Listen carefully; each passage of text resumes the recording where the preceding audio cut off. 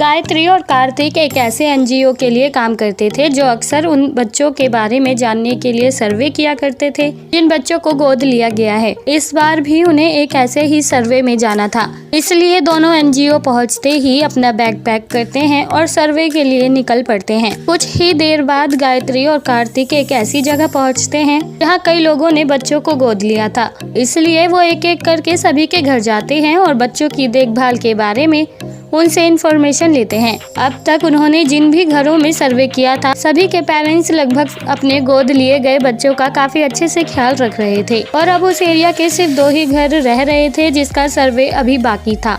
इसलिए गायत्री और कार्तिक दोनों अलग अलग घरों में सर्वे के लिए पहुंच जाते हैं, जहां उन्हें पता चलता है कि दोनों ही घरों में एक सिंगल मदर ने ही बच्चों को गोद लिया था। लेकिन हैरानी की बात तो ये थी कि जिस घर में गायत्री पहुंची थी उस घर में महिला अपने बच्चे को जोरों से मार रही थी। वहीं जिस घर में कार्तिक पहुंचा था उस घर में भी बच्चे के हालात काफी बुरे लग रहे थे, जिसकी माँ भी उसी के साथ थी। इसी दौरान कार्तिक गायत्री को कॉल करता और दोनों ही एक दूसरे को सारी बातें बताते हैं। तभी दोनों को एक दूसरे से बातें करने के दौरान ही पता चल जाता है कि उनमें से कौन खराब माँ है जो अपने गोद लिए गए बच्चे का अच्छे से ख्याल नहीं रख रही है। वेल दोस्तों, क्या आप इस तस्वीर को देखकर बता सकते हैं कि इनमें से नंबर 1 और नंबर 2 वाली में से कौन सी माँ खराब है?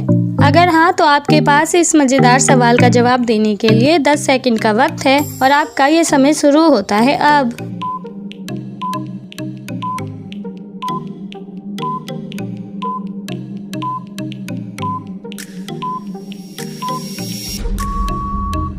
दोस्तों, एक दूसरे से बातें करने के दौरान गायत्री और कार्तिक को पता चल जाता है कि उन दोनों मम्मियों में से नंबर 1 वाली खराब माँ है जिसके पास गायत्री सर्वे के लिए गई थी, क्योंकि नंबर 2 वाली माँ अपने बेटे को किसी तरह की कोई चोट नहीं पहुंचा रही थी। उसके हाथ में तो पेंटिंग कलर था और वो उस कलर से अपने बेटे के साथ खेल रही थी, जिससे कार्तिक और गायत्री को पता चल जाता है कि नंबर 1 वाली ही खराब माँ है। तो दोस्तों, क्या आपका भी यही जवाब था? आप हमें कमेंट बॉक्स में कमेंट करके ज़रूर बताएं और साथ ही ऐसी और मज़ेदार पहेलियों के जवाब देने के लिए आप हमारे चैनल को सब्सक्राइब करना ना भूलें।